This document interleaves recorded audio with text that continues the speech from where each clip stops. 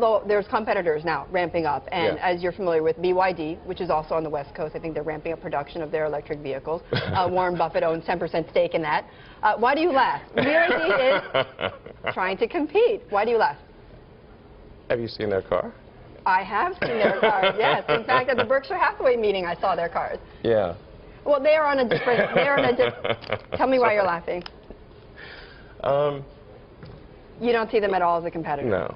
Why is that? I mean, they offer a lower price point. I don't think they have a great product. Why is that? I don't think it's particularly attractive. The technology is not very strong. And BYD as a company has pretty severe problems in their home turf in China. Right. So I think their focus is, and rightly should be, on making sure they don't die in China. Okay. What about for you? When are you going to turn a profit on Tesla? Well, we think probably 2013. 2013. Okay. Gathered ourselves, talked more a bit in the break about BYD, and you make a good point though, and I want you to say this, you know, about BYD. What you're saying is that, you know, even though the cars are going to be priced lower than yours, and they are, you know, they have said that they are a competitor to you. Yeah. That what you're saying is that, you know, even if that's the case, that their cars are actually quite expensive for what you're getting. So why do you say that? Yeah, something that surprised me was that when we priced the components, the various elements of the supply chain of the Model S, we found that China was uncompetitive.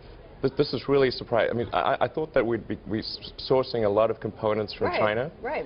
Almost none of the components in the Model S are sourced from China. In fact, we find California manufactured articles to be more cost-effective than China. Why is this? I don't know. It was a shock to me too. Okay. Yeah. Because you would think that with cheap labor in China, yeah, that those parts would be cheaper. Okay. So you have no yeah, plans then to source in China in the future.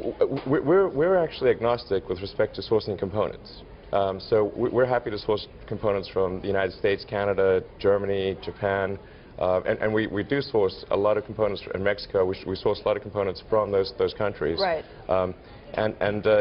But surprisingly, almost nothing from China.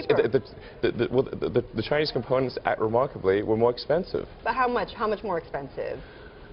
On the order of 10% to 20%, something like that. Okay. Yeah. And that's a huge difference. Yeah. Now maybe due to logistics. Right. You've got to ship the stuff. It's a lot easier to ship a little iPhone than it is to ship some big, heavy component. That may be a factor. Okay.